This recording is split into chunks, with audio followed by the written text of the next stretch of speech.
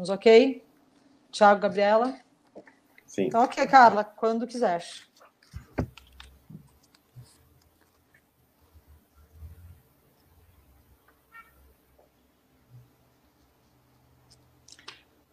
Olá, pessoal, boa tarde. Essa é a mesa Segurança Pública e Pandemia, que faz parte do ciclo de debates Direito e Pandemia, organizado pelo Corpo Docente de Direito da Unifesp, pela professora Carla Osmo e pelo professor Renan Quinalha, e promovido pelo CAAF, aqui na página que você está acompanhando. Eu sou a Maíra Zapata, sou professora de Direito da Unifesp, e eu vou mediar essa mesa. Vou ter a alegria de mediar a mesa com esses convidados incríveis. Acho que a gente vai ter um papo muito legal.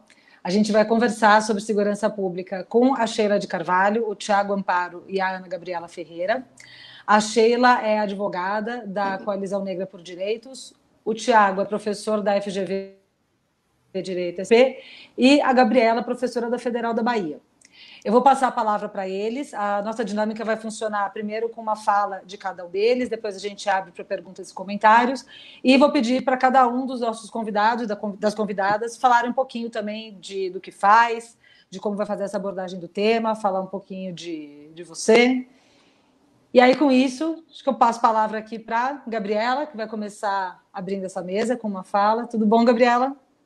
Tudo bem, Maíra. Agradeço pelo convite. Boa tarde a todas e todos, a todos que nos assistem aqui. Vou me apresentar.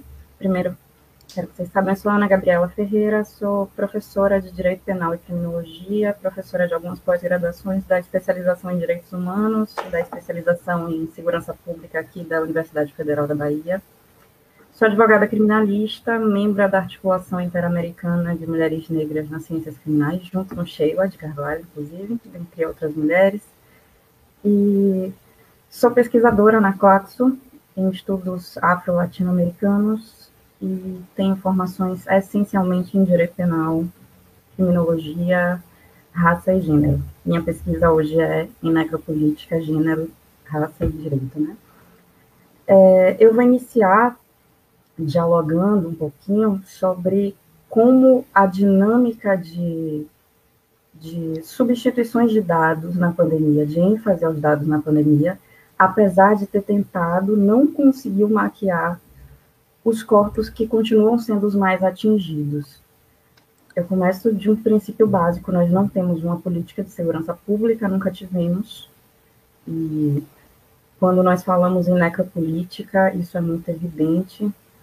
Apesar de necropolítica estar na moda, vi inclusive Thiago e Silvia falando ontem sobre isso. Apesar do termo necropolítica estar na moda, a gente precisa tomar consciência de como é incrustada a necropolítica na nossa organização de Estado e como isso se torna evidente na pandemia. Fazendo recorte para a segurança pública, eu vou trazer dados do Nordeste que usualmente não são considerados.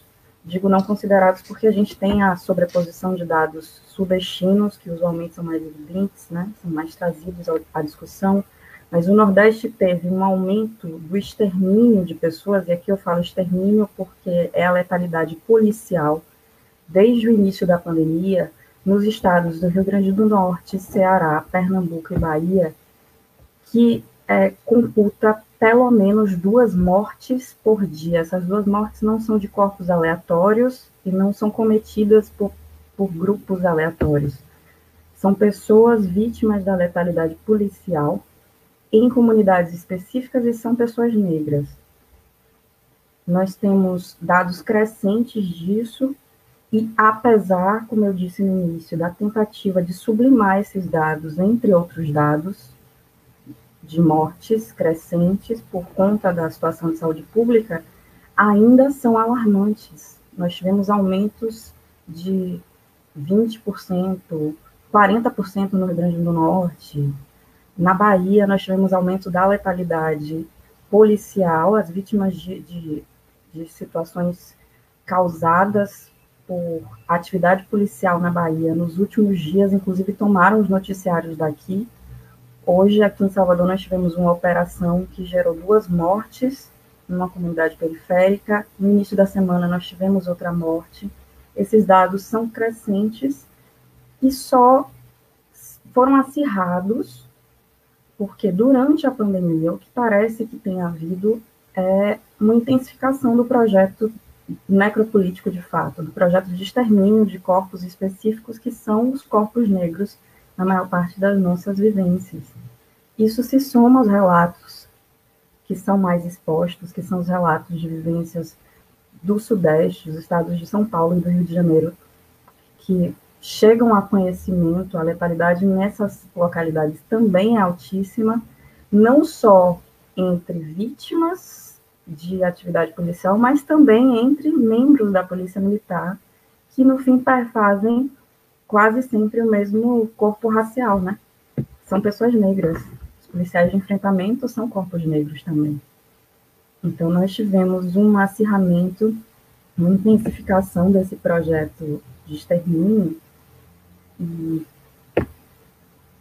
conjuntamente, tivemos um projeto, e aqui eu uso dados do Infoprisões, porque os dados não têm sido liberados pelo DEPEN, como deveriam, nem regionalmente, nem nacionalmente, mas os dados do Infoprisões mostram que, ao mesmo tempo, o número de mortes no sistema prisional tem crescido e de uma forma que tem sido omitida, negligenciada pelas estruturas que deveriam ser estruturas de segurança pública. A pandemia acirrou essas discussões. Esses dias, eu acredito que o Sheila possa falar com maior propriedade, mas a manifestação da Coalizão Negra por Direitos, que, na verdade, retoma uma discussão de outras manifestações que a coalizão já vem fazendo pela necessidade de pautar a liberação de pessoas que estão presas em regimes que não deveriam ser regimes fixos de prisão, estão presas sem sentença, né, em regimes provisórios de prisão, de movimentos locais e nacionais acerca da liberação de dados sobre pessoas infectadas nas prisões. Essas perspectivas são somadas, são intensificadas. É possível perceber na pandemia algo que já era alertado com muita frequência, que é o fato de haver corpos destinatários da violência e de haver um clima constante de insegurança para esses corpos. Nós nunca falamos de paz pública, de disposição sobre garantias e direitos humanos para corpos negros. Agora, inclusive, para corpos indígenas, isso tem se tornado mais notório também, mas eu marco aqui muito a questão dos corpos negros, porque sempre foram os corpos mais atingidos, são os corpos que, dentro do processo de urbanização, de constituição do discurso de ódio, que muitas vezes era um discurso não aberto e agora chegou ao discurso aberto, são os corpos mais atingidos pela violência direta, né? Pela violência expressada na desumanização, no arrastar dos corpos, nas mortes que se intensificam, que são somadas, nas mortes de jovens a cada dia, na naturalização desse processo. Eu acredito que nós temos que fazer uma análise também regional, porque os governos do Nordeste, falo de modo geral, são governos de esquerda. Eu mencionei 4 estados. Os 4 estados têm governos de esquerda, e são 4 estados que disparam. Eu não sei se vocês viram, talvez o Thiago conheça os dados do Atlas de Segurança Pública, que são da FGV. A Bahia é o estado que apontava o segundo maior índice de mortalidade causada pela polícia. A Bahia tem um governo de esquerda, né? O Rio Grande do Norte, que foi o primeiro estado a demonstrar numericamente que, com a pandemia, com as discussões voltadas para outros locais, o número de homicídios cometidos pela polícia contra corpos negros tinha disparado, também governado por uma gestão de esquerda. O Ceará, a mesmíssima coisa. Nós temos um projeto que é muito mais intenso e que precisa ser discutido, que é um projeto muito amplo de Gente Minha Luz, que eu estou aqui brigando com ela, apagou agora. Eu avisei aqui no início, eu não avisei para vocês que estão assistindo a gente, mas estava falando com o pessoal que meu LED está acendendo e apagando, eu estou brilhando por isso. Mas ainda tivemos, então tudo bem. Você não ficou completamente obscura. E o fato é que esses dados trazem para a gente uma percepção que nós já viemos discutindo há muitos anos, mas que tem se tornado, nesse momento, até mais pautada, uma discussão que é mais pautada também por conta daquela discussão dos Estados Unidos. A gente ainda tem essa tendência a priorizar a informação quando a informação chega de estados nortistas. E aqui no Brasil, de priorizar a informação quando a informação trata de vivências do Sudeste. Então, nós tivemos um aprofundamento da dinâmica de insegurança e de extermínio e uma continuidade de projetos que são projetos que já existem há muitos anos. Então, não há novidade.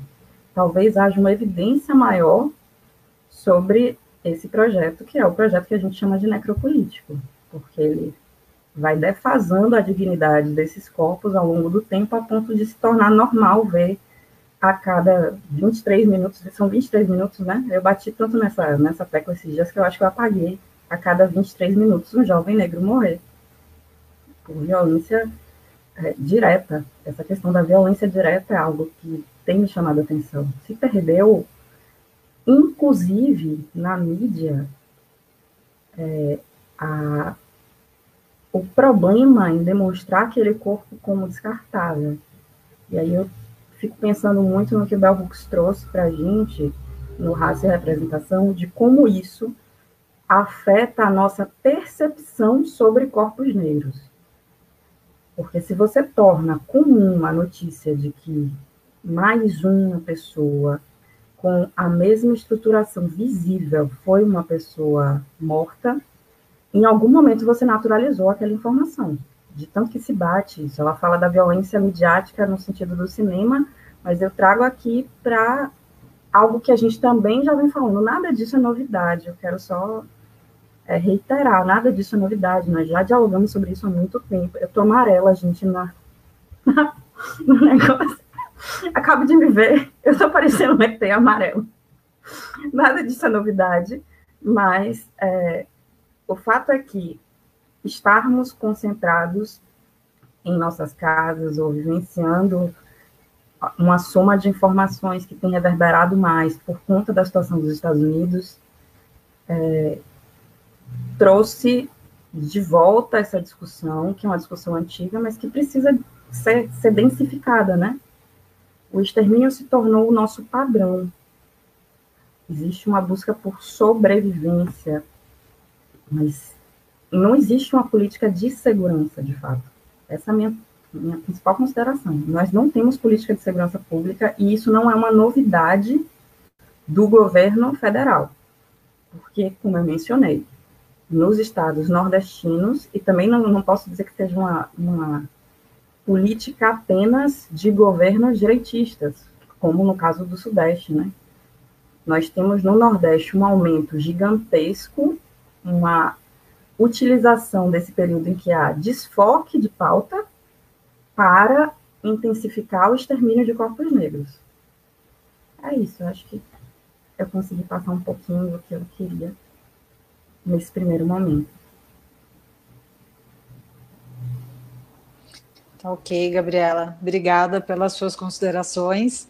Eu vou passar a palavra, então, para a Sheila, fazer as considerações dela a respeito do tema. Sheila, com você, então. Obrigada, Maíra. Gostaria muito de agradecer o convite, né, para estar aqui debatendo com vocês um tema que para mim é tão caro. Prazer estar com você, Maíra, Tiago Amparo e Ana Gabriela, também parceiros de longa data nessa agenda. É bom que a gente vai fazendo os bons encontros virtuais também nesse período de pandemia, né? Eu ainda não consegui ver a Gabriela pessoalmente, a gente ficou amigas à distância por conta da pandemia, então é bom ver que a gente consegue estar numa mesma mesa juntas, ainda que estejamos nesse cenário, né?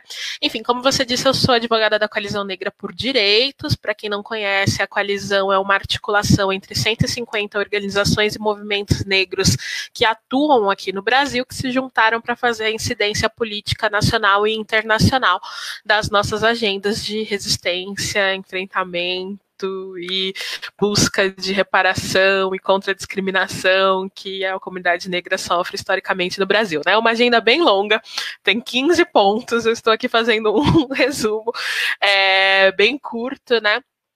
E um dos temas que sim está no nosso eixo maior de preocupação é a questão de segurança pública, justiça criminal, encarceramento em massas, porque, como muito bem apontou a Gabriela, né, a gente está falando de um sistema extremamente seletivo que desumaniza pessoas negras e nos coloca aí nessa situação de ser alvos de uma necropolítica, como muito bem colocado pela Ana Gabriela, né? Acho que tem uma consideração que eu acho que a palavra certa mesmo que eu estou buscando nesse momento é a desumanização, né? Como a gente consegue reproduzir essa lógica de violência sem questionar se aquilo é viável, né? A gente está vendo aí um circuito de protestos que tem acontecido em torno do mundo acerca da morte do George Floyd, né? A gente está vendo aí populações muito inflamadas discutindo isso, mas quando a gente compara a realidade de morte do Brasil e dos Estados Unidos, a gente vê que a nossa polícia ela mata até 5 vezes mais do que a polícia estadunidense, né? Com alvos muito bem prediletados, né? Com recorte racial muito forte. Então, essa estatística que a Ana Gabriela traz de a cada 23 minutos um jovem negro é assassinado, né, é uma estatística muito forte. Se a gente for contando, né, o que isso de fato representa, e estando agora em pandemia, né, ou seja, supostamente estamos em quarentena, supostamente as pessoas têm que estar em isolamento social, né? A gente sabe que não é todo mundo, que isso não se aplica para todos, a gente sabe que a gente tem aí uma população vulnerável de maioria negra que está na linha de frente dos serviços essenciais e que não necessariamente conseguem ficar em casa nesse momento, e quando está em casa não necessariamente está seguro, né? Então, tem os números da violência apontam que a gente teve um aumento do número de mortes pela polícia, um aumento da violência policial significativo durante a pandemia, né? Se a gente pega só o estado do Rio de Janeiro, o segundo mês que a polícia do Rio de Janeiro mais matou na sua história foi em abril de 2020, ou seja, no meio de uma pandemia, no meio de uma política de exceção que a regra era ficar em casa, assim, são dados graves, até porque a gente vê o que está acontecendo no Rio de Janeiro e a quantidade de mortes que eles estão praticadas e os alvos que estão sendo prediletados ali dentro desse sistema. E o Rio de Janeiro, quando a gente vai discutindo segurança pública, né, ele ainda tem a nuance da gente ter que discutir a questão das milícias, né? Então você tem uma polícia extremamente violenta, extremamente armada, você tem esse poder paralelo que ninguém sabe muito bem como funciona, quais são os impactos, a violência que reproduz, e a gente tem ali aquela população que está sendo alvo aí constante de duas forças militarizadas, né? Porque a milícia ela é formada, né, basicamente por pessoas que passaram pelas forças militares, né, que tem esse tipo de formação, foram expulsas da força, né, e a gente se vê nesse cenário discutindo, né, então o que a gente pode fazer? Né, eu acho que a pergunta que todo mundo está se repetindo é a pergunta que a gente está fazendo no âmbito da coalizão negra, a pergunta que a gente está fazendo em vários espaços, a pergunta que a gente se repete há quantos anos, há quantas décadas no âmbito das organizações da sociedade civil que trabalham com questão de segurança pública e justiça criminal, né? O que a gente pode fazer?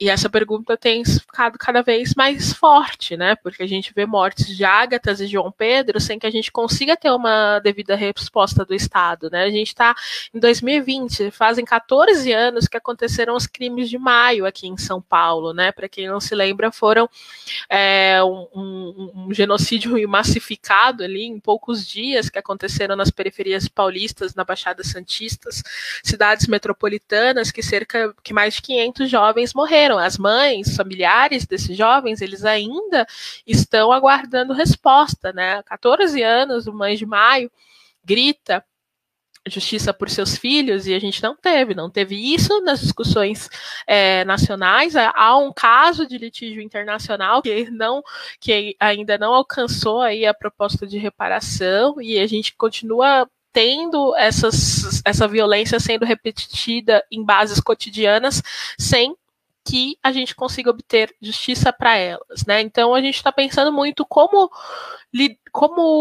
fazer um controle melhor da atividade policial, né? Eu acho que é algo que muitas pessoas estão se perguntando nesse momento, né? A gente tem algumas ações que discutem isso, tem uma ação civil pública aqui em São Paulo muito interessante, que foi feita pelo Ministério Público, pelo promotor Eduardo Valério, né? Que traz uma série de recomendações que poderiam ser adotadas pelo poder público para que o controle da polícia fosse de fato efetivo, né?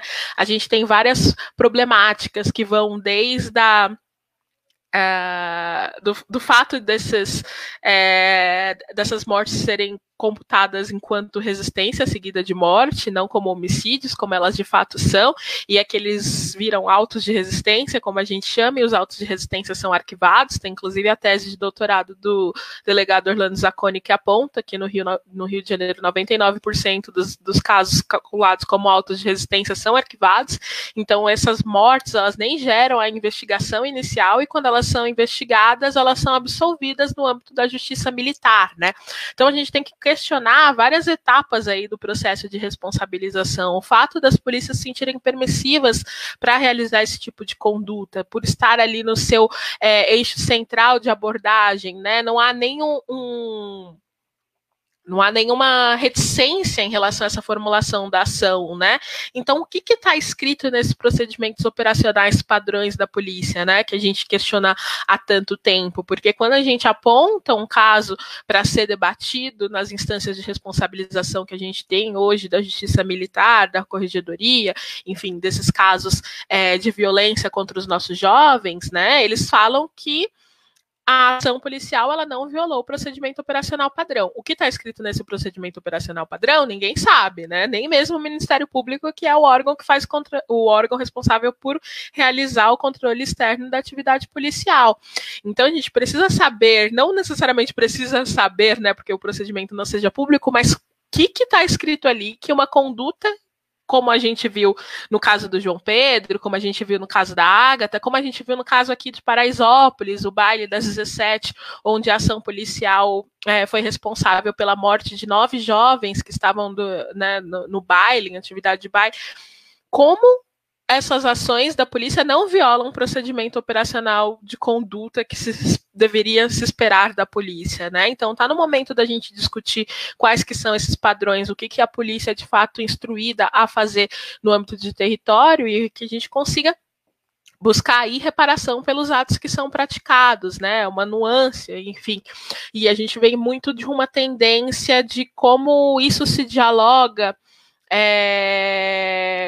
com outras agendas, né? Eu não consigo desassociar a questão de violência policial, segurança pública, da política de encarceramento em massa que a gente tem hoje, né? A gente tem esse sistema extremamente seletivo, extremamente subjetivo das leis criminais. A gente usa o sistema penal como a resposta para tudo, né? O encarceramento como a resposta para todos os problemas, sem de fato fazer esse processo de reflexão que a Ana Gabriela coloca, é muito interessante, porque é o que a gente escuta dos governantes, inclusive governantes que estão dentro de um campo progressista, né? O aumento de um punitivismo que vai alimentando essas forças policiais para elas agirem da forma como elas agem, como se a resposta para aquele conflito social que fosse posto ou é a morte ou um encarceramento extremo, assim, como se a gente não tivesse soluções para aquele menino que, enfim, está cometendo aquele tráfico de menor porte, como não tivesse outras soluções para aquele furto que está acontecendo, né? É sempre uma postura de muita brutalidade, é sempre uma postura visando que essa pessoa fique encarcerada de forma indefinida, né? A gente vê que todas as políticas que foram pensadas nos últimos anos e foram elaboradas hoje, elas estão em xeque, né? A audiência de custódia, por exemplo, que era um mecanismo para evitar prisões desnecessárias, para evitar que a gente para evitar os abusos da atuação policial, para que a gente conseguisse enxergar quais foram os limites transpostos pela polícia no momento da detenção na audiência de custódia, que é aquela apresentação do juiz em até 24 horas a partir da primeira detenção, sendo um mecanismo super necessário, um mecanismo, inclusive, estabelecido pela Convenção Americana de Direitos Humanos, né? E a gente está vendo como, na prática, ele está sendo desvirtuado, e hoje o Conselho Nacional de Justiça, né, discute a possibilidade de que essa audiência seja realizada por videoconferência, né, tirando completamente aí aquela necessidade de ter um olhar do judiciário sobre a atuação policial no momento da detenção, no momento da abordagem, né? A gente tem vários estudos que mostram como essa abordagem é seletiva, como essa abordagem é violenta e como a audiência de custódia seria um mecanismo para que a gente conseguisse, de fato, verificar aí as condições de detenção. E para além disso, né, a gente tem um arcabouço do âmbito internacional produzido a partir de condenações internacionais que o Brasil recebeu, inclusive, né, que nos dão caminhos de reformas possíveis nesse momento, né? Eu sempre gosto de trazer o caso da favela Nova Brasil, que foi uma condenação que o Brasil teve na Corte Interamericana de Direitos Humanos e que estabelece que seja essencial a criação de mecanismos independentes de perícia e investigação de crimes cometidos por policiais. Parece que a gente está falando básico, né? Mas é a lógica que a gente continua reproduzindo. E quão longe a gente está hoje no Brasil de termos esses mecanismos independentes, né? O que teria sido do caso do Mães de Maio se a gente tivesse um mecanismo como esse, capaz de oferecer uma investigação de fato imparcial e capaz de promover de fato a responsabilização por aqueles que extrapolaram os limites do seu papel legal e constitucional, né? Acho que tem ali coisas que a gente pode propor, que deve propor nesse momento, que a gente deve construir, né? A Coalizão Negra está nessa ação de incidência, resistência legislativa constante no Congresso, porque, como vocês podem imaginar, as normas que ali são debatidas não são necessariamente para desencarcerar, não são necessariamente para reduzir a violência policial, e sim são para aumentar o encarceramento, aumentar a violência, né? Vídeo que a gente passou na discussão acerca do projeto anticrime, o pacote Moro, como eu prefiro chamar, né, proposto pelo ex-ministro Sérgio Moro. Eles colocavam ali uma licença para matar, né, da polícia, as excludentes de licitude ali que permitissem que essas práticas que são realizadas pelos policiais no nosso cotidiano ficassem sem punição, né? Esse foi uma das coisas que a gente conseguiu reverter. Mas tem vários pontos negativos em relação ao processo, continua ali tramitando e gerando efeitos que foram aprovadas, né? Porque a gente tem um Congresso aí que transita em todos os espectros políticos, de direita à esquerda, que é um Congresso punitivista, que é um Congresso encarcerador, né? Que segue aí uma lógica comum do cidadão médio, de que bandido bom é bandido morto, que tem que carcerar mesmo, prisão, enfim, responsabilidade, que não traz aí essas discussões que a gente está abordando aqui, né? E, enfim, acho que é importante a gente ter aqui nos nossos espaços de construção, né? Tem grupo, tem essas análises muito bem feitas, eu já vi, enfim, a professora Maíra Zapater, em especial, trazendo aí várias propostas muito interessantes, que eu acho que a gente precisa usar esse momento, se apropriar dessas construções, né, que são complexas, mas a gente não pode nos reduzir a ser simples para evitar fazer essas discussões, né? O professor Silvio Almeida, inclusive, ontem no Roda Viva, ele sinaliza para isso. A gente tem que assumir a complexidade da discussão que a gente está colocando aqui e pensar a partir disso propostas, não importa qual seja limitador a visão do nosso receptor, né? Então, agradeço aí a oportunidade de conversar um pouco com vocês, trazer essas perspectivas e fico aí aberta ao debate.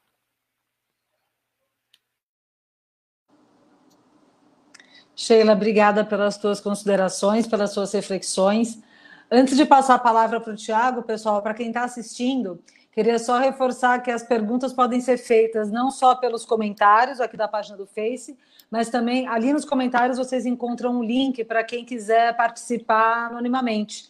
A gente recebe essas perguntas e aí depois, logo que abrir para os debates, a gente coloca elas para os nossos participantes aqui da mesa. Beleza? Então, com isso, Tiago, vamos agora ouvir você. A palavra é sua. Boa tarde a todos e todas, quer dizer, boa tarde a todas, né? E queria agradecer muito o convite da Maíra, e é ótimo também ser o último a falar, que a gente pode ter, já tive as contribuições excelentes, né, da Sheila e da Ana Gabriela, e acho que eu queria começar falando um pouco sobre um ponto que é importante, que é sobre a própria construção da ideia de violência e violência racial. A Ana Gabriela disse várias vezes, né, de essa violência, ela está sendo desprendida especialmente contra corpos negros, e a Sheila também trazendo esses dados no contexto da pandemia, e aí é importante perceber que é na própria produção e reprodução dessas violências onde se constrói a raça. Quer dizer, a raça socialmente ela é colocada como um mecanismo, um dispositivo de controle de territórios, controle de certos corpos, contra os quais é desprendida essa violência. Então, a própria ideia a própria estrutura racial, ela produz essas violências racializadas, e no contexto atual, antes da pandemia, ainda mais assustadoramente no contexto da pandemia. Então, não é simplesmente que corpos negros sejam alvos da violência da violência perpetuada pela polícia e outras formas de violência, mas é que a própria forma que a gente constitui o racismo de forma tão estrutural, tão engessado na sociedade, que é justamente nessa reprodução da violência contra certos corpos que a ideia de racialidade ainda se reproduz, se manifesta concretamente, enquanto um atributo social que faz com que justifica por meio da ideologia racista de que alguns corpos podem ser violentados, alguns corpos podem ser atingidos. E aí eu queria trazer um aspecto relacionado à questões de intersecções, que a gente pode olhar aqui. A gente tem, além da questão da violência policial contra corpos negros e jovens negros, a gente tem especialmente o aumento da violência contra mulheres e o aumento de feminicídio no meio da pandemia. A gente tem um aumento de de travestis e transexuais. Vamos colocar ali que somente quando a gente olha março e abril, 13% de aumento de violência, de mortes de pessoas trans em 2020. Quando a gente olha os números totais, eles estão numa trajetória também de ascensão no ano de 2020. Quando a gente olha o número de pessoas LGBTs que estão com medo, efetivamente, uma pesquisa de um aplicativo LGBT mostrou que 30% de homens gays, bissexuais e mulheres transexuais e homens trans entrevistados, 30% deles falaram que não estão se sentindo seguros na casa com suas famílias. Os índices de feminicídio também têm aumentado. Então, quando a gente olha essas intersecções e olha especialmente quais são os corpos e quais são os corpos de mulheres e quais são os corpos LGBTs que também sofrem todo tipo de violência, são também muitas vezes interseccionados com corpos negros, né? E aí, quando a gente olha a segurança pública, além da reprodução da violência policial e do policiamento ostensivo, a gente percebe que são efetivamente esses corpos em diferentes espaços, dentro da família, na rua, diante do sistema de justiça, onde se tem essa reprodução das violências cotidianas nesses espaços. E aí eu achei muito interessante a professora Ana Gabriela trazer dados relacionados a estados do Nordeste, muitos deles também governados por partidos progressistas, para poder mostrar que, primeiro, para a gente descolonizar o nosso olhar sulista, né, ou sudista, sobre a questão de segurança pública, que muitas vezes fica focada no Rio de Janeiro e São Paulo, como se esses fossem os centros do mundo, e a narrativa, muitas vezes, também é colocada como se a violência, especialmente contra jovens negros, negros, ela não fosse perpetuada também em outros lugares, né? Aí eu lembro um pouco um debate que a Sueli disse, que inclusive faz aniversário hoje, disse que não importa, né, se você está no governo de esquerda ou de direita, eu continuo sendo uma mulher negra, né? No sentido de que, claro, você tem na formação e na mobilização social de boa parte dos partidos progressistas, partes de movimentos negros ali constituindo e funcionando esses partidos para eles, justamente para eles serem progressistas, mas a gente vê também que a reprodução da violência, ela acontece, e da violência racial, ela acontece também em contextos onde você tem um governo mais progressista, e basta ver casos de violência em alguns estados que a Ana Gabriela mencionou. E a reprodução da violência ali, ela está tão estruturada na nossa sociedade, que ela também acontece não somente num jogo político direita, num jogo político proporcionado por setores de direita e policialescos, mas também ela é reproduzida em contextos de partidos considerados progressistas. Então, acho muito interessante de também descolonizar o nosso olhar sudista sobre essas violências. E aí, eu acho que a gente precisa, uma das coisas que a gente pode começar a olhar a gente ver que existe, por um lado, um processo de apagamento dessas violências, de tentativa de apagamento da memória dessas violências, e em diferentes frentes, seja na frente relacionada com a própria documentação desses dados. Então, historicamente, quando a gente vai olhar para a violência contra a população LGBT, isso é marcante, né, o apagamento de dados, né, a não disponibilização e não produção mesmo de dados oficiais, muitas vezes, no âmbito dos estados com relação à violência contra a população LGBT. Quando a gente vai ver a luta de mulheres para que tivesse ali a documentação relacionada à violência contra a mulher, é uma luta histórica e ainda não tem uma produção adequada, muitas vezes, em muitos espaços, ou não tem um atendimento também adequado para mulheres vítimas de violência, e a gente vê com os últimos atentados com relação contra a documentação e a disponibilização de informação relacionada à violência perpetuada por policiais. A gente viu no caso do Ministério dos Direitos Humanos, da Damares, basicamente apagou do relatório Disque 100 a questão da violência policial. É como se essas ligações para o Disque 100 nunca tivessem existido, né? Não é nem uma questão de metodologia se existiram ou não essas ligações. As ligações existiram, as denúncias foram feitas e delas deveriam ser disponibilizadas porque é uma informação pública, que deveria ser disponibilizada, pelo menos do ponto de vista agregado, de forma pública.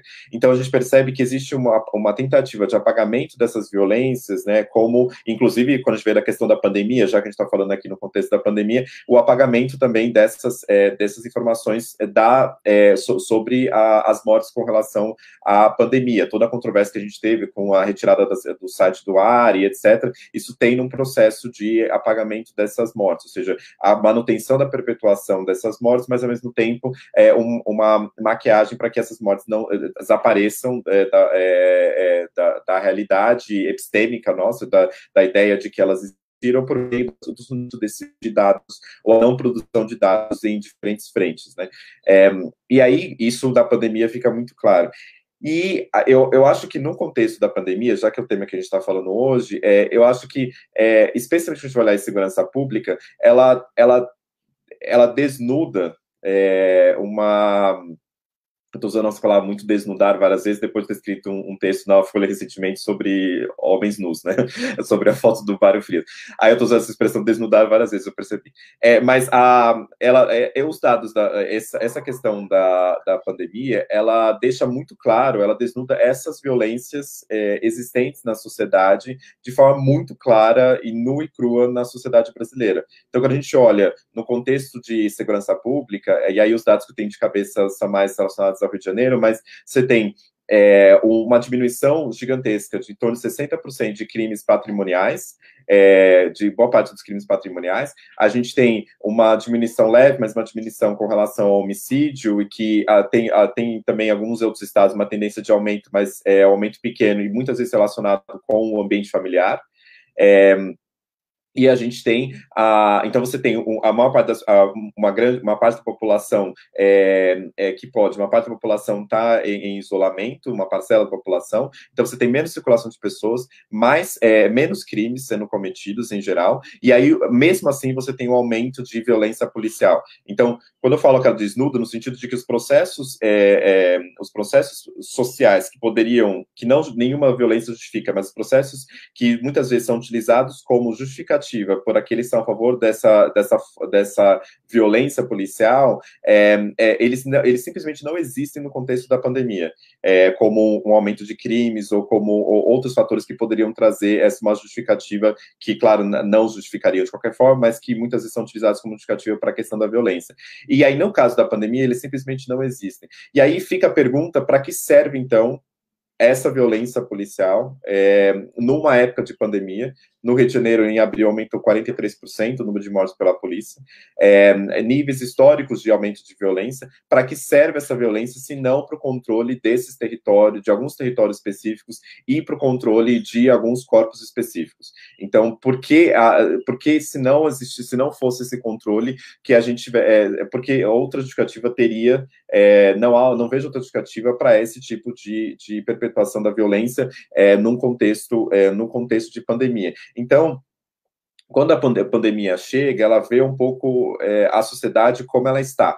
Ou seja, ela vê uma sociedade profundamente racista, profundamente desigual, e ela, como um vírus mesmo, ela entra nessa reprodução dessa violência e exacerba a reprodução dessa violência. Um dado que foi publicado pelo Aloysio Marinho, do Lab Cidade, da USP, que na revista 451, ele mostrou a expansão de mortes, de óbitos por Covid-19 em territórios negros. Ele olhou ali com base onde aconteceram esses óbitos na cidade de São Paulo e casou isso com os dados do censo de 2010, onde pessoas negras moram. Então, a gente percebe que quando a pandemia ela se alastra nas periferias, do centro para as periferias de São Paulo, quando a gente olha só o caso de São Paulo para dar um exemplo, a gente percebe que mais pessoas negras estão morrendo nesses territórios, e muitas vezes estão morrendo por questões como, muitas vezes as pessoas vão para procurar um atendimento à saúde, e aí elas voltam para casa, elas são rejeitadas várias vezes ali no atendimento e acabam falecendo, e acabam agravando a situação de saúde em pouco tempo e acabam falecendo em casa. O número de óbitos em casa aumentou também. Então, a gente percebe que isso tudo eu não vejo outra justificativa senão a reprodução desse racismo estrutural que desvaloriza algumas vidas em detrimento de outras e que considera que o controle e a reprodução da violência sobre certos corpos não necessariamente deveria merecer o valor adequado, digno de uma pessoa na sociedade. E aí eu caminho mais para o final, pensando um pouco, para a gente também não ficar tão deprimido depois de tudo isso, pensar um pouco o que o direito tem a ver com isso, né? E tentar resgatar um pouco acho que 2 pontos importantes que a pandemia tem trazido, não como uma novidade, mas eu acho que como exacerbando e trazendo à tona alguns processos históricos importantes. Acho que primeiro você tem o fortalecimento, eu acho, de redes de solidariedade, especialmente em comunidades periféricas, que basta olhar, por exemplo, o mapa feito ali, compilado pelo Instituto Marielle Franco, onde você tem um mapeamento de iniciativas de solidariedade, que muitas delas já existiam, mas que elas foram fortalecidas ali nesse processo da pandemia, justamente pela questão da sobrevivência, muitas dessas redes são voltadas à distribuição de alimentos, produtos para as pessoas se cuidarem numa época de pandemia. Então, esse processo, ele não é só um processo de sobrevivência, mas é também um processo de pensar outros futuros possíveis, onde você tenha mais solidariedade, mais valorização da vida humana, combater o racismo estrutural, a misoginia estrutural. Então, a gente tem, eu vejo nesses processos históricos que sempre existiram, mas que na época da pandemia, eles ali ficam evidentes, como processos que podem ser catalisadores catalisadores de mudanças estruturais importantes, e eu acho que isso é um pouco um copo meio cheio nesse processo histórico agravado que a gente vê hoje. E a própria Coalizão Negra por Direitos é um desses fatores aí de propulsão dessas resistências que são, e acho que não só resistências, mas também de pensar, imaginar novos futuros e futuros mais solidários, né? Acho que a gente tem esse aspecto. E outro aspecto, quando a gente olha da perspectiva do direito, é o que o direito pode fazer com relação a isso.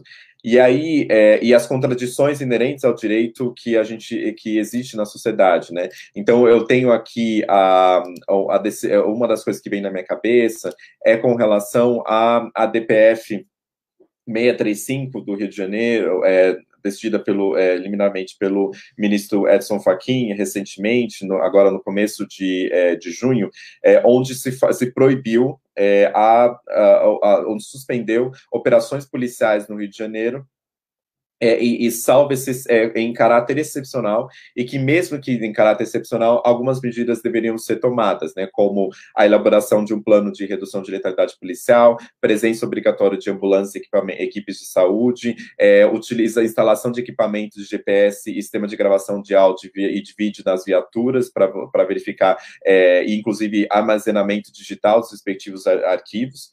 E a gente percebe que essa é a ordem que o ministro Fachin determinou ali, e o plenário do STF ele deve decidir referendar ou não essa liminar muito em breve, nesses próximos dias. E a gente percebe que eu trago essa decisão liminar por algumas questões principais. Primeiro, porque ela tem um papel muito importante de determinar um marco regulatório nessa necropolítica que a gente vive, quer dizer, quando a gente lê a decisão, ela é a reprodução um pouco do óbvio que deveria ser num Estado democrático de direito e que deveriam ser reproduzidas num Estado democrático de direito, como garantias mínimas de não violação do direito das pessoas, não operação policial em épocas de pandemia, e o provimento de serviços básicos de saúde, a garantia de legalidade da atuação policial, todas essas questões que são questões básicas que deveria existir em qualquer momento, ela é sintomático na nossa sociedade, da necropolítica em que vivemos, quando você precisa de uma decisão da mais alta corte do país para referendar questões que são óbvias, que deveriam já ter sido incorporadas na prática das polícias e que não são, especialmente no Rio de Janeiro, com esse agravamento. E aí eu percebo que e outro fator que eu destaco nessa decisão é que ela vem diretamente com interferência, com mobilização de movimentos nas periferias, nas favelas do Rio de Janeiro, justamente trazendo essa demanda diretamente para o Supremo Tribunal Federal. Então, a gente percebe que na decisão tem longas citações de ativistas como Bubu Aguiar, como René Silva, como Raul Santiago. Eles são expressamente mencionados dentro da decisão, na decisão liminar do Fachin, e que enquanto que muitos acadêmicos estão ali discutindo sobre o direito que nasce das ruas, né, aqui você tem um exemplo claro de que eles nascem diretamente das favelas, das comunidades periféricas no Brasil, e aí o caso do Rio de Janeiro mostra efetivamente a necessidade de a gente pensar e efetivar mecanismos jurídicos que possam ir contra a necropolítica que a gente vive hoje. Claro que o direito ele está imbuído e imbricado nas relações sociais desiguais e na necropolítica, ele não foge disso, não é um mundo à parte, apolítico diante dessas situações de desigualdade, ele reproduz muitas vezes essas desigualdades, inclusive depois da decisão do Fachin, houve operações policiais no Rio de Janeiro sem respeitar essas determinações, mas a gente percebe que ao mesmo tempo ela tem a gente tem mecanismos que deveriam ser utilizados dentro do direito para tentar combater e ser uma contra-narrativa na narrativa da necropolítica que a gente vive hoje. Então, é muito importante a gente ter esses referenciais para perceber que, muitas vezes, o direito saindo diretamente das ruas, ele pode, de fato, promover mudanças estruturais, e a gente espera que essas mudanças sejam permanentes e que elas não sejam simplesmente um papel ali aprovado pelo Supremo Tribunal Federal, mas que elas se tornem realidade. Mas para elas se tornarem realidade, as mudanças estruturais e institucionais precisam ser feitas nas instituições que deveriam promover a segurança pública, e hoje elas não são. A gente viu, ontem eu vi um vídeo dos comandantes, um dos representantes da Polícia Militar de São Paulo, justificando práticas de sufocamento como práticas que deveriam ser utilizadas para preservar a vida do policial, completamente distorcendo, por exemplo, o caso de George Floyd, que não havia nenhuma ameaça ao policial, e foi simplesmente um assassinato em plena luz do dia e ao vivo nas câmeras. A gente percebe que há muita coisa ainda a ser feita para mudança institucional e estrutural, mas eu acho que o direito ainda pode ser, mesmo imbuído nas estruturas estritamente, essencialmente racistas, ainda tem um potencial de mudança social e de ajudar a promover a mudança social, se e somente se ele estiver conectado e diretamente ligado com essas instâncias, com esse direito que sai das ruas, especialmente das periferias do Brasil afora. Acho que é isso, 20 minutos.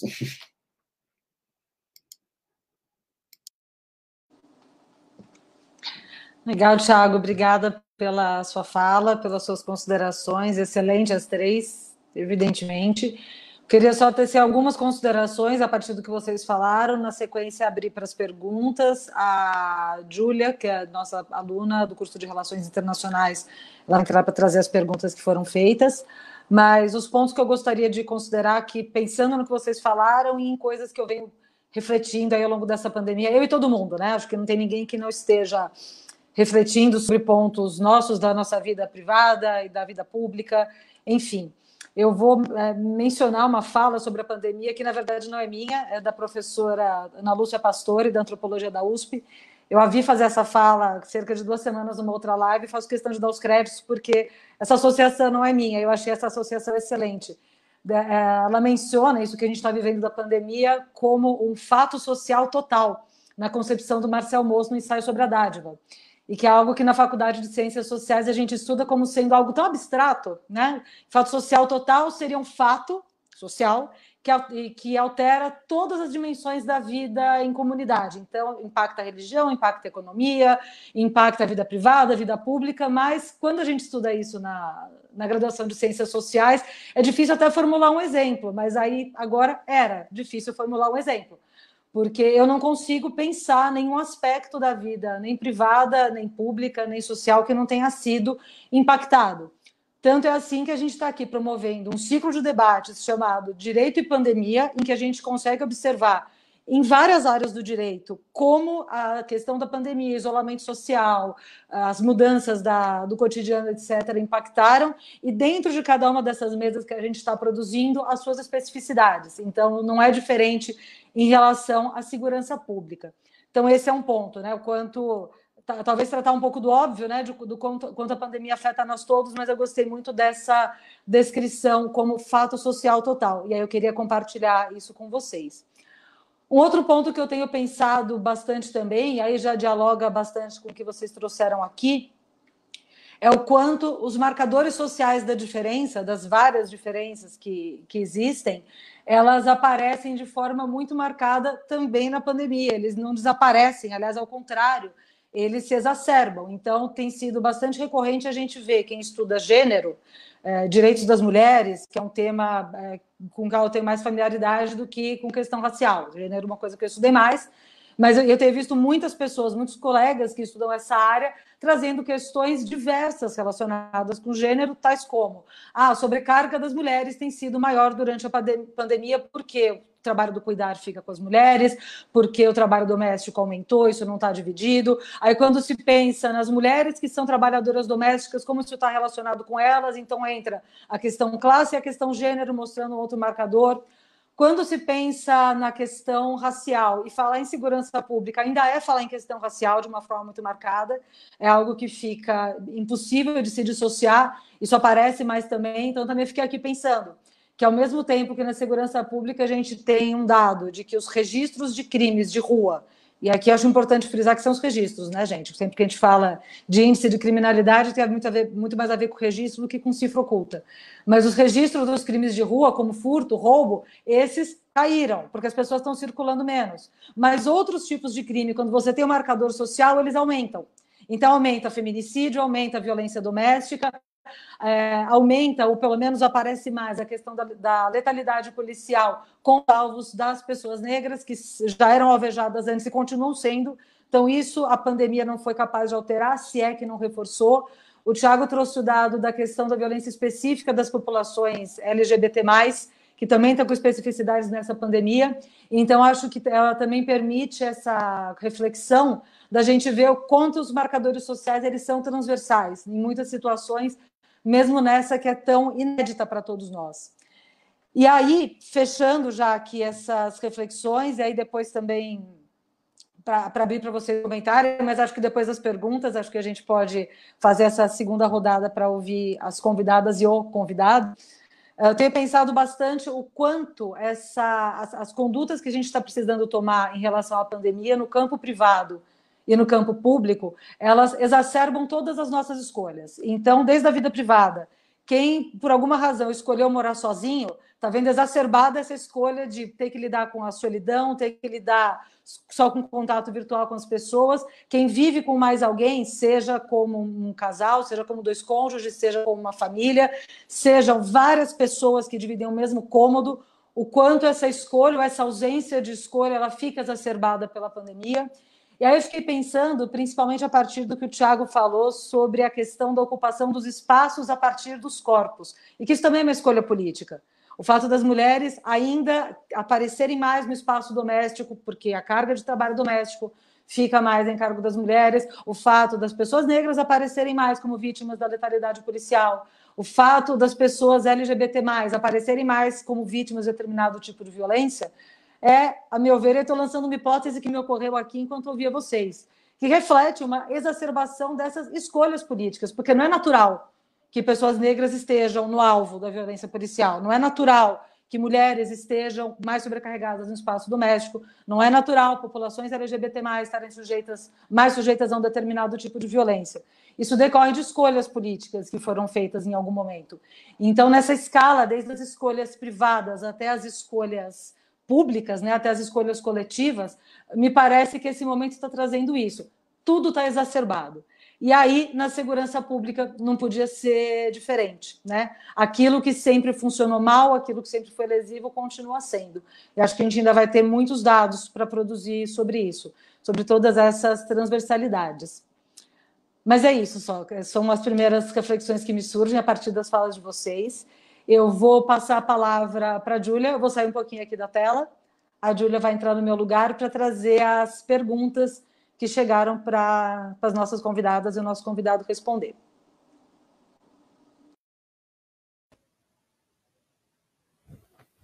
Oi, pessoal. Boa tarde. Primeiro, gostaria de agradecer a fala de todo mundo, porque foi muito incrível. A gente tem muito a aprender, né? Então, me apresentando, eu sou aluna de Relações Internacionais da Unifesp, e junto com a Carla, a gente conduz, junto com a Carla, o Hanan e também agora a Fernanda, que está em licença maternidade, estamos conduzindo um grupo de estudo sobre prisões de direitos humanos, encarceramento em massa. Então, essa é a justificativa para eu estar aqui com vocês. E vou trazer algumas perguntas. Pelo chat, acho que não chegou nenhuma, mas pelo aplicativo eu tenho algumas. E daí eu vou jogar a pergunta, quem se sentir confortável, se todas e todos se sentir confortável, respondam. Então, a primeira é: com a pandemia e tantas notícias de ação violenta da polícia, como monitorar a discricionariedade dessas ações? Então, acho que é isso. A primeira, vocês preferem que eu faça todas ou vá por rodada? Mais uma? Beleza, deixa eu entrar. Acho que... Pode falar.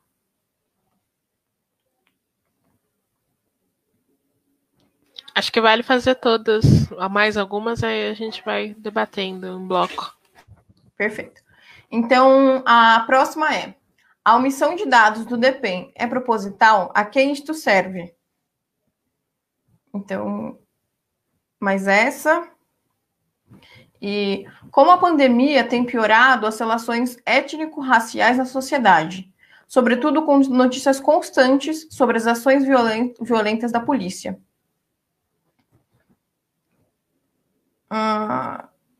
E tem mais uma, que é como desassociar segurança pública e punitivismo.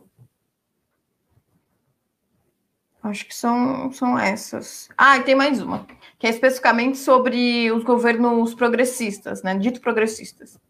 Como conciliar a ideia de um governo de esquerda, no caso dos estados do Nordeste, e segurança pública? Qual a solução?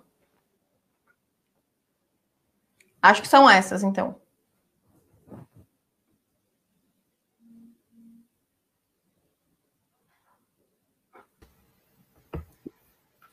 Eu posso começar para a gente dar uma bagunça?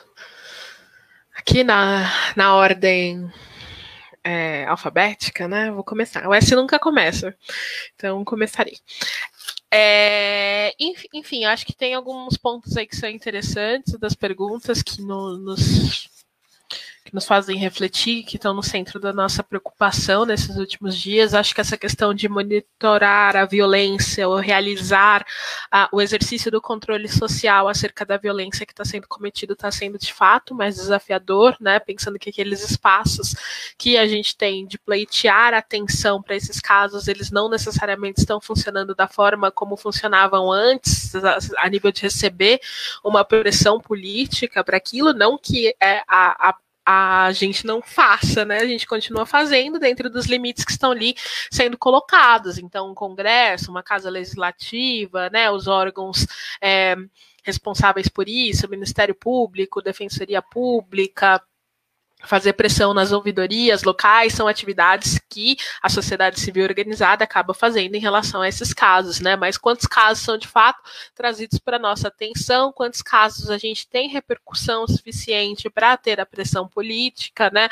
Como é que fica a prestação de esclarecimento acerca dos órgãos estatais? E acho que quando é muito mais difícil ver a pressão que se dá através de ofícios, e-mails, a pressão virtual, do que você de fato receber as familiares, receber vítimas na sua sala, estar olho no olho com essas pessoas, né? Então, de fato, tem sido um desafio, mas que tem sido realizado nos limites dos possíveis, né?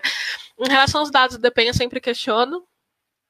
Acho que é super complicado, né? Inclusive os dados interseccionais, ou seja, raça, enfim, dentre outros que é importante para a leitura de cenário que a gente está fazendo. Eu sempre conto essa anedota a nível de quando eu estava no Comitê Nacional de Prevenção e Combate à Tortura. A gente teve uma reunião que foi junto com o DPEM para que eles apresentassem o novo relatório do Infopem sobre o sistema prisional, enfim, e naquele momento eu tive uma oportunidade de fazer uma pergunta que sempre me instigava, né? Como eles chegavam aos dados de raça, né, do Infopem? Era autodeclaração? Como é que eles faziam, né? E os especialistas do DPEM naquele momento responderam que era uma metodologia do olhar daqueles que eram os agentes da segurança do presídio, né? Então o cara olhava no pátio e eu acho aqui que tem 60% de negros e 40% de brancos, assim. Então, uma metodologia extremamente falha, de um olhar completamente viciado, de um Brasil com uma complexidade de construção de raça gigante, né? E, enfim, então não é esse dado que a gente tem não é certo. E o dado do DPEM é uma fotografia do momento, né? Que pode mudar, e ele já está por si só muito desatualizado, e a gente está com muita dificuldade de fazer essas pressões em relação ao DPEM, né? Se vocês verem assim, o nível de diálogo que a gente tem com o DPEM hoje, a nível de sociedade civil, de quem está ali no comando, era que no meio do Covid, uma pandemia do coronavírus, né? A proposta do DPEM para atender aí essa demanda no âmbito do sistema prisional era a realização de containers, né? Containers. Não tem violação de direito maior dentro do sistema prisional do que você colocar containers como forma de detenção. E o Brasil, inclusive, já foi condenado internacionalmente por isso, pelos containers que tinha no Espírito Santo, e nem faz tanto tempo assim, a história recente é bem recente. Mesmo assim, eles resolveram resgatar essa ideia ótima, né? Então, esse é o nível aí de produção intelectual que a gente tem no DPEM de hoje, né? Extremamente preocupante. E aí, no fim, as medidas que foram era comprar armamento menos letal, né? Porque as pessoas iam entrar em rebelião e aí você precisava conter, ao invés de adotar a recomendação 62 do CNJ, que trazia aí normas bem claras, inclusive perfeitas. Aquela recomendação do CNJ, assim, é perfeita. Nunca vi. É uma recomendação excelente. Eu nunca vi o CNJ produzir uma recomendação tão boa a nível de sistema prisional. Era excelente e ninguém cumpriu. Todo o judiciário brasileiro decidiu que não ia cumprir aquilo e que ia comprar armas para conter rebelião, era a forma de lidar com a pandemia dentro do sistema prisional, né? E é algo bem grave que a gente está vendo, que os números vêm aumentando, né? Num sistema completamente sem controle e condições de saúde e higiene, condições mínimas de saúde e higiene não são respeitadas, né? Eu vou deixar o resto falar porque eu não entendi a minha letra aqui também, então vou abrir a oportunidade para os outros palestrantes.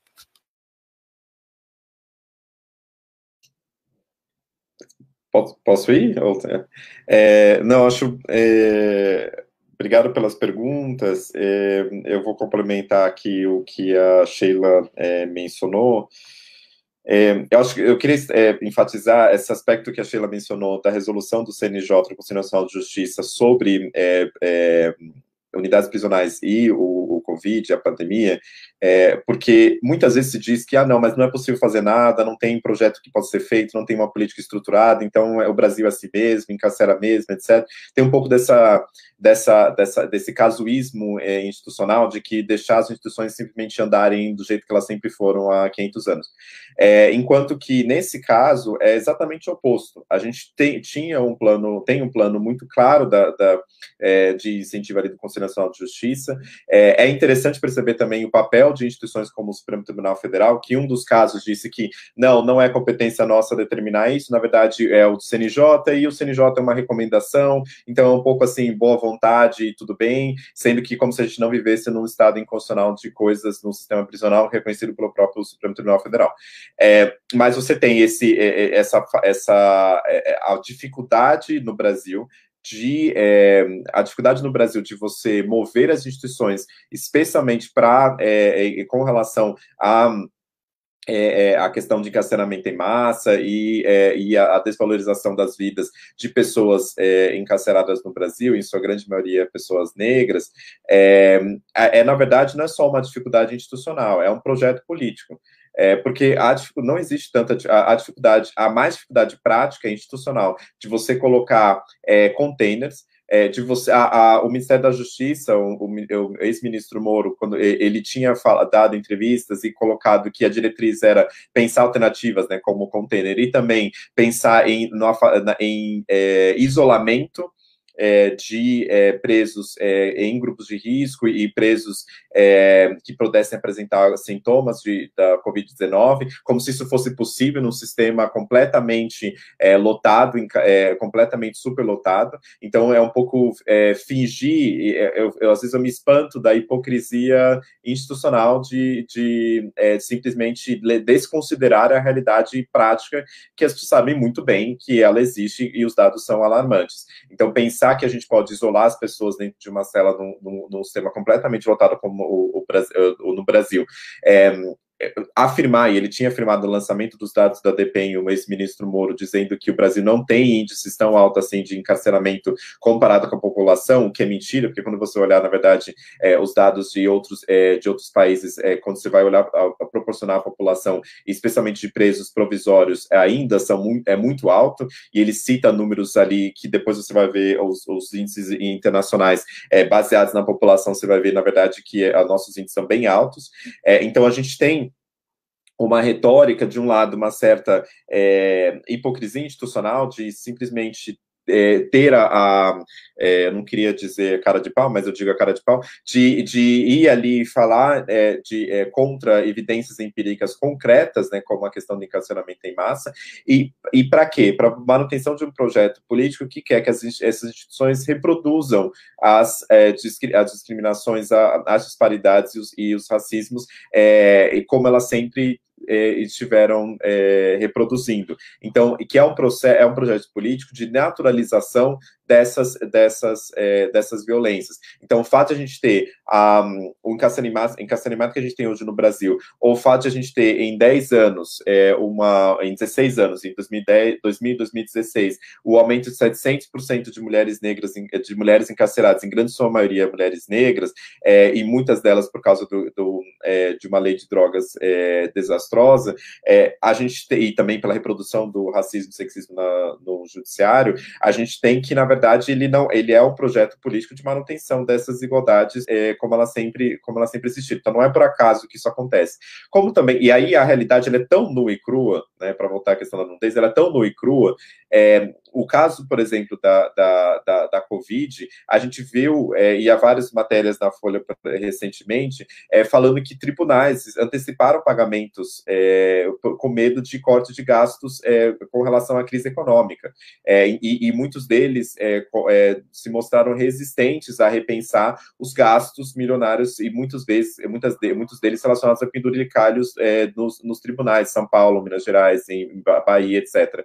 Ou seja, é tão nua e crua a violência institucional e o racismo institucional que o judiciário muitas vezes perpetua, que deveria, na verdade, sentar com base na resolução do CNJ e pensar políticas claras de você desencarceramento em massa, de você pensar efetivamente que há muitas pessoas, especialmente pessoas presos provisórios, pessoas presas por crimes não violentos, que poderiam ser pessoas em grupos de risco, que poderiam ser liberadas e que, mesmo depois da resolução do CNJ, houve uma resistência judiciária com relação a isso. E aí, a gente lembra, né, ontem teve a roda do professor Silvio Almeida, dos níveis de racismo em termos das esferas de racismo. Então, você tem um racismo que, além do racismo estrutural, você tem o racismo institucional, que a instituição judiciária, ela reproduz esse racismo constantemente enquanto instituição. O fato de você só olhar esses dois dados com manutenção dos gastos com milionários com relação a penduricários do judiciário e manutenção da elite judiciária afetada pela crise econômica, enquanto as pessoas estão na fila por R$600 da renda básica emergencial. E, de outro lado, a gente ter a resistência do judiciário em cumprir com a recomendação do CNJ, a gente percebe que essa não é uma coisa por acaso, não é uma dificuldade prática, mas, na verdade, é um projeto político, né? E aí eu lembro da questão e por isso eu termino falando da questão da pergunta que questiona quão proposital é ou não dispor de dados, né? E aí eu acho que a gente tem que entender muitas vezes que essas reproduções da discriminação, do racismo e de outras violências institucionais, elas não são simplesmente resultados diretos, muitas vezes, de uma culpa individual e intencional. Porque muitas vezes o argumento de perguntar, mas eu não tive a intenção, o judiciário é assim mesmo, ele tem essas dificuldades práticas e não vai conseguir fazer isso em pouco tempo. Então, você pensar que procurar uma justificativa baseada na subjetividade de quem tem culpa individual com relação a uma determinada política você não considerar que essas violências, elas muitas vezes são propositais enquanto instituição, não só dos seus indivíduos, mas enquanto instituição.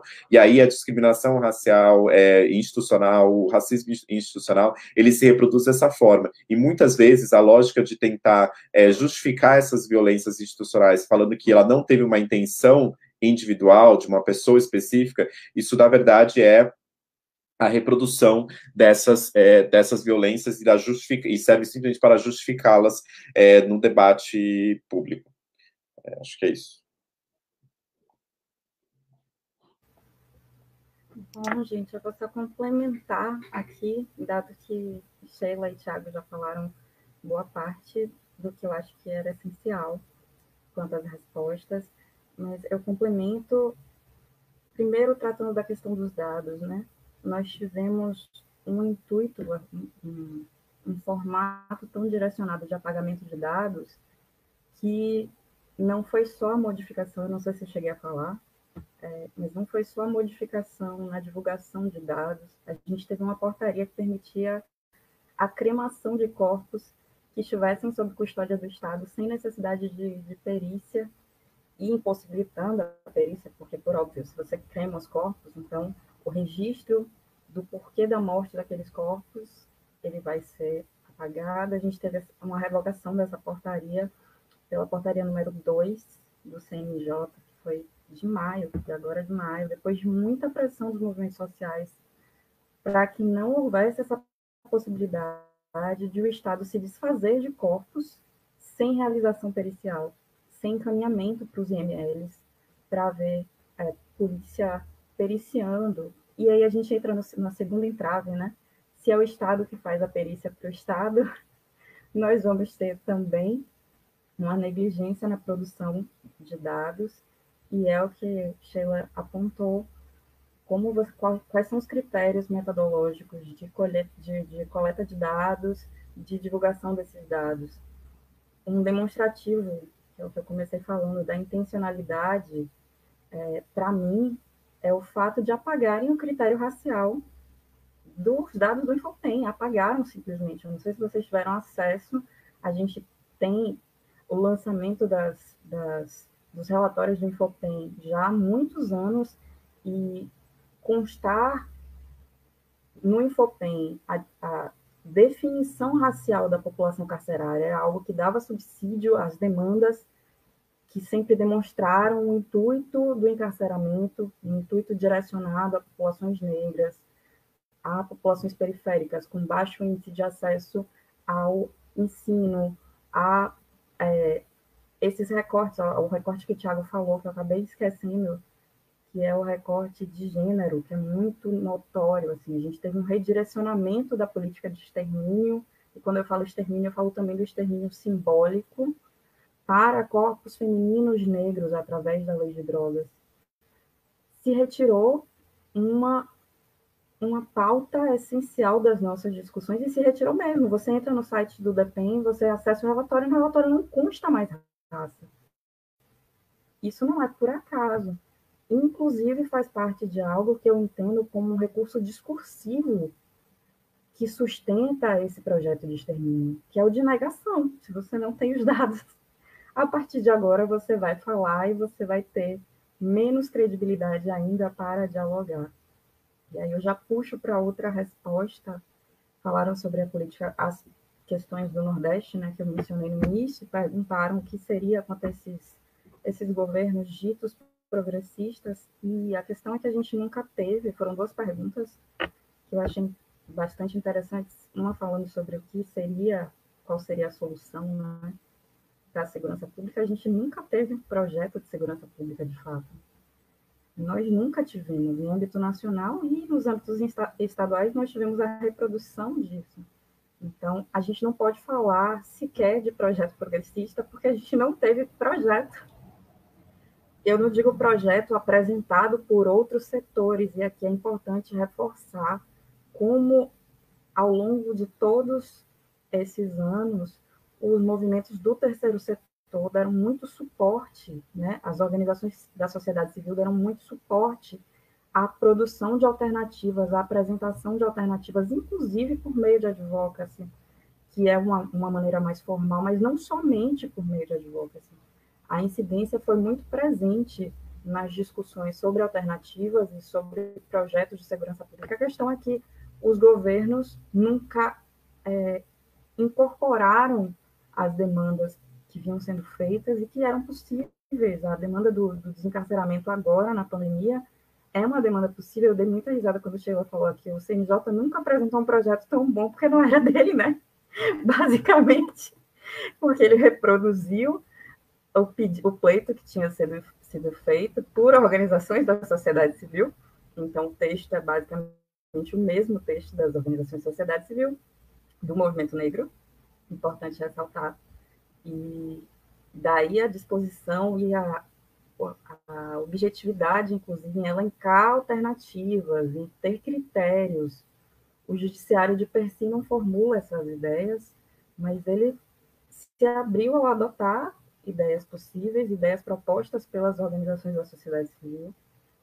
Nos estados do Nordeste, a gente está lidando com uma questão que é a questão da retórica de um punitivismo junto com ideais progressistas. Então, a gente tem, de um lado, um governo que afirma que não pode dialogar com o governo federal, porque o governo federal seria truculento e violento de diversas formas, e esses mesmos estados reproduzem o que eu falei, até a Maíra chegou a mencionar, do possível aumento. Tem dados que mostram que houve aumento do percentual de violência do ano passado para esse, no período da pandemia, nos meses da pandemia. Né? Então, de maio de 2019, comparado a maio de 2020, a gente teve aumento de os 40% que eu mencionei, porque para mim foi uma coisa muito chocante perceber que no Rio Grande do Norte nós tivemos 40% do índice de mortes violentas aumentado do ano passado para cá. Então, é a utilização da situação de pandemia para retirar do enfoque, retirar dos holofotes da discussão sobre violência letal, e nem assim, nem com os dados da pandemia, e nem com a competição narrativa com o governo federal, se tem conseguido diminuir os efeitos disso. Porque 40% do aumento de mortes não é um dado pequeno, não tem como você esconder, né? Assim como em Pernambuco, eu olhei aqui, 18,3%, quase 20%. Aqui na Bahia a gente teve isso também. Ceará, a mesma coisa. A questão é essa, nós temos projetos que estão vinculados a desencarceramento, à revisão da política de drogas, ao contínuo desuso da polícia, e as pessoas falam que isso é um sonho, é utopia, é impossível, mas existem artigos que dialogam com essa temática, existem estados que já começaram a implementar essa temática. Quando eu falo de estados, países, né, internacionalmente já há locais que começaram a implementar o desuso progressivo da força policial, e isso é possível. E nos projetos, especialmente encabeçados pelos movimentos negros ao redor do mundo, pelos movimentos do que se diz minoria política ao redor do mundo, nós temos uma ênfase básica, que é deslocar o dinheiro que se gastaria com polícia, com manutenção da estrutura policial, para investimentos que propiciem à população condições dignas de vida. Então, você teria uma diminuição na criminalidade, portanto, você teria uma diminuição da necessidade de uso de polícia ostensiva. Tratando aqui das perspectivas de gênero, a gente não pode falar só desse marcador, né, porque não é um marcador apenas econômico, cultural, social. A gente tem uma amplificação, de fato, interseccionalidade para analisar isso, porque você tem todas as dinâmicas aplicadas quando se analisa dados de feminicídio, por exemplo, socioeconômica, cultural e racial, e aí isso vai se intensificando no número de mortes. Mas se você despende investimento do Estado para modificação dessa estrutura de opressão cultural, assim como no caso da violência contra a população LGBTQIA, a gente vai ter uma progressiva diminuição e um progressivo rechaço a essa cultura de normalização de violência. Além disso, é importante ressaltar uma coisa, que toda vez que eu falo sobre isso, especialmente sobre violência de gênero, né? E aqui gênero eu estou falando em todas as suas dimensões, o pessoal fala, mas como é que isso é possível, é compatível com a diminuição imediata, a aplicação imediata? Porque quando uma mulher está sofrendo agressão, quando uma pessoa dentro dos grupos LGBTQIA está sofrendo agressão, não precisaria da polícia imediatamente? O número de auxílios prestados a mulheres e a população LGBTQIA, ou a interseccionalidade disso, é um número mínimo comparado ao número de intervenções policiais tradicionais. Então, a gente não pode dizer que a polícia reprime esse tipo de violência de fato. É um dado mentiroso, e o pessoal fala muito, mas aí vocês falam de abolicionismo, e quanto a esses grupos, não é isso que prende. Qualquer pessoa que se debruce um pouquinho sobre o estudo de prisão vai compreender isso. O que prende no Brasil não é isso, sequer crime violento, tá? A gente não tem grande número de prisões por violência ou grave ameaça no Brasil. A gente tem número de prisões por outros fatores que são essencialmente vinculados à lei de drogas. E não são também, porque as pessoas imaginam, eu acho que aqui deve ter um público mais concentrado acadêmico, mas cabe sempre dizer que a gente não está falando do tráfico de drogas que passa no filme, no cinema, e daquelas articulações organizadas e militarizadas que, na verdade, são vistas em outros espaços, quanto aos quais não se usa força, como condomínios na Barra da Tijuca, em que se apreende o maior número de armas já visto no país, na história moderna, e nós não temos uso de força ou troca de um tiro. A gente não tem essa dimensão. A gente está falando de pessoas apreendidas com 10 gramas de uma substância considerada ilícita e punidas como traficantes, por conta dos outros fatores. A modificação da lei de drogas é essencial. Para mim, inclusive, eu sou antiproibicionista em absoluto, então, para mim, a gente tem que trabalhar a droga como questão de saúde pública totalmente. Mas é um dos pontos principais, e não é só esse ponto. A gente tem alguns que já vêm sendo formulados, não é que não existam proposituras, não existe a internalização desse discurso, porque segurança pública vem de voto.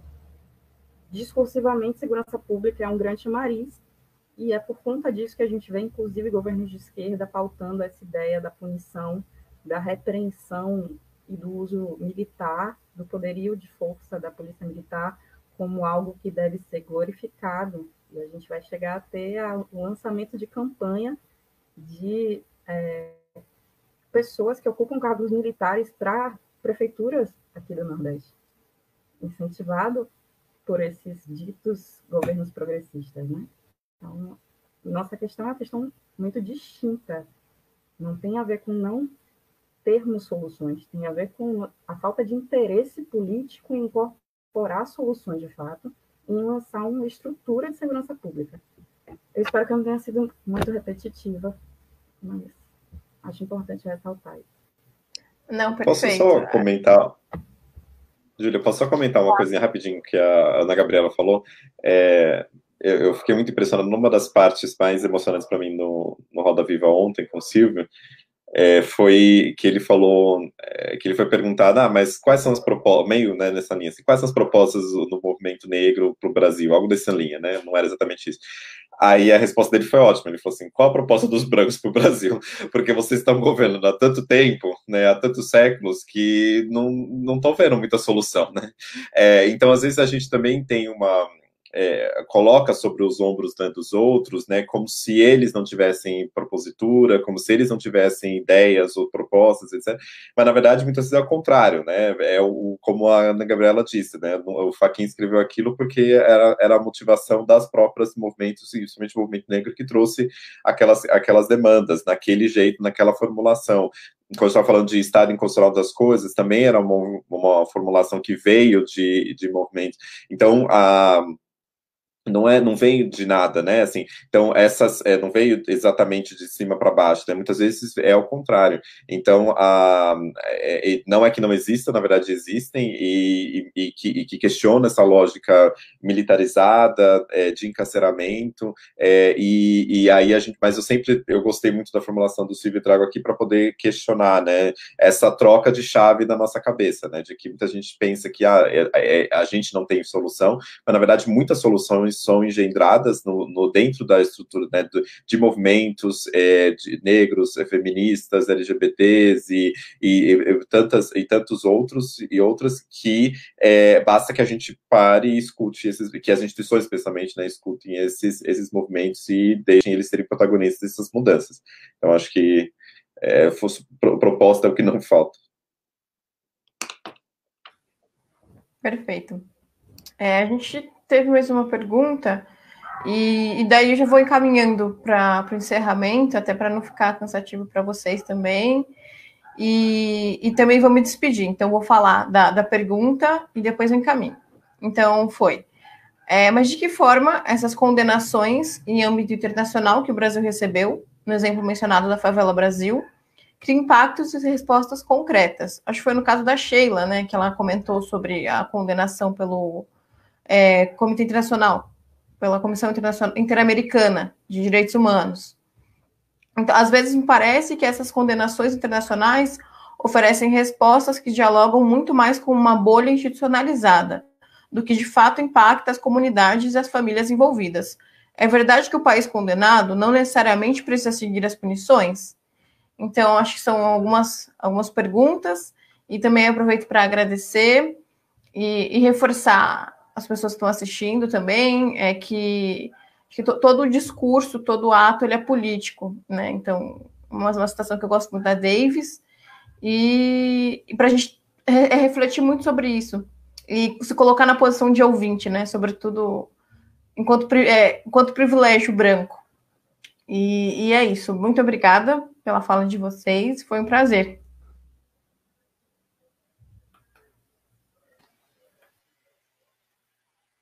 Obrigada, Júlia. Eu vou responder aqui um questionamento que foi mais direto. Assim, de fato, a gente precisa trazer sempre as comunidades precisam estar no centro das tomadas de decisão do plano institucional. Acho que isso não é somente para as discussões que acontecem no âmbito internacional, mas também para as discussões que acontecem no âmbito interno, né? Então, a DPF que o Thiago mencionou, por exemplo, ela é super emblemática, porque os ministros citam aí pessoas das comunidades diretamente ali afetadas, né? Raul Santiago, a Papo Aguiar, enfim, pessoas que estão ali construindo o dia a dia das comunidades e que são as vozes potentes aí delas para representá-las devidamente nos espaços, né? Não acredito nessa coisa de dar voz ou trazer ou empoderar, não é de nenhuma forma como eu vejo a construção política, né? Acho que é por isso que eu estou, inclusive, na Coalizão Negra por Direitos, que é nós assumirmos o nosso espaço devido no processo de construção e deliberação das políticas públicas. Em relação ao âmbito internacional, tem razão, o Brasil tecnicamente não é forçado a respeitar essas decisões, né? Tem um custo político, tem um ônus político, você faz um compromisso internacional e espera-se que você cumpra esse compromisso internacional assumido, né? Mas há poucas penalidades caso você não o faça, né? Por isso que muitas vezes esses processos eles ficam numa situação eterna de negociação e mediação entre o órgão internacional, o Estado e as comunidades ali afetadas no âmbito daqueles processos, né? Tem até uma discussão mais teórica e robusta no campo dos direitos humanos, que não consigo estender aqui agora, né? De como fazer essas decisões valerem em processos de expansão do autoritarismo, em que há governos que não só não respeitam essas instituições internacionais, como ONU, OEA, Corte e Comissão Interamericana, como também eles incentivam ali um processo de desfortalecimento das mesmas, senão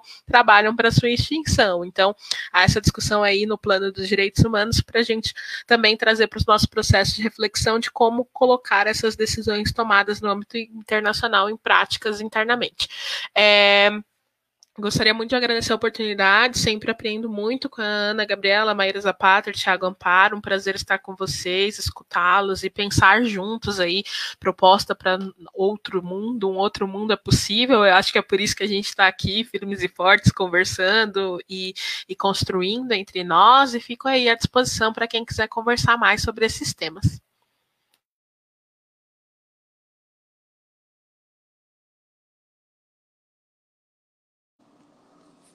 Sheila, obrigada. Voltei aqui para a tela. Queria passar a palavra para as considerações finais da Gabriela, depois do Thiago, e daí eu faço o nosso fechamento. Gabriela?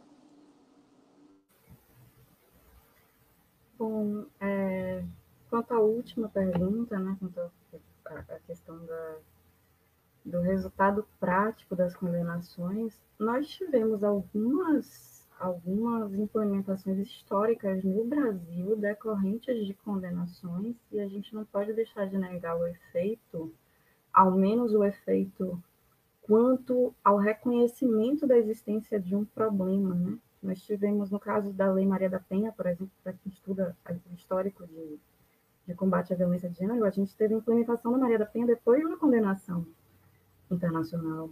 No caso do reconhecimento do estado de coisas inconstitucional nas prisões, nós tivemos uma condenação internacional e, inclusive, o que o Thiago mencionou de incorporar o discurso que foi um discurso levado a conhecimento internacional por conta do movimento negro. Nós temos um histórico brasileiro de reconhecimento de um problema depois dessas condenações. Parece não haver efeito prático, mas ainda que seja um efeito de longo prazo, nós temos um efeito prático, sim. É difícil depender desse retorno externo para que o nosso judiciário perceba a necessidade de se organizar, mas nós temos ainda algum efeito de impacto. Eu quero reiterar como é necessário fazer os recortes interseccionais nas análises de violência, como a pandemia só tem evidenciado isso. E agradeço pelo convite, como a Sheila mencionou, é sempre bom ter essa oportunidade de debate, muito, muito enriquecedor estar aqui dialogando. Agradeço, Maíra, agradeço por esse momento e espaço. Enriquecedor demais estar com Sheila, Thiago, contigo. E estou aberta também ao debate, à continuidade desse debate em outros meios e outras vias. É isso.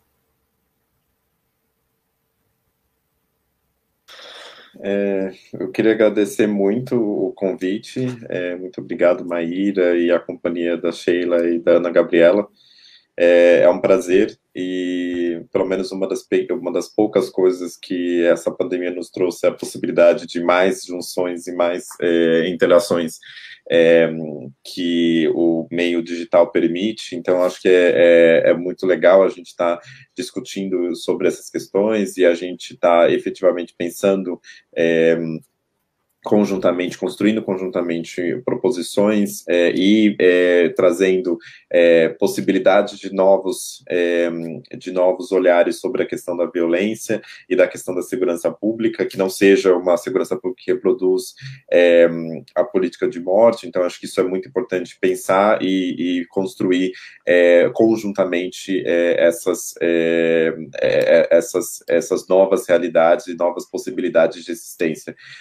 Até dando uma boa notícia para encerrar, é que acabei de receber aqui que na DPF 635, pela primeira vez, diretamente, movimentos de periferia e de favela no Rio de Janeiro foram aceitos como amigos, no caso, por um despacho agora do Fachin.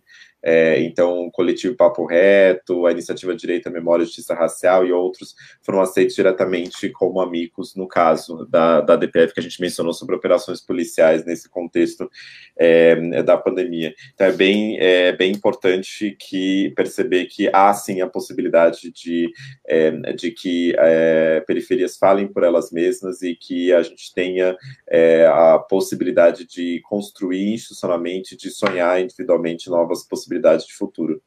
Eu quero agradecer muito o convite e seguimos.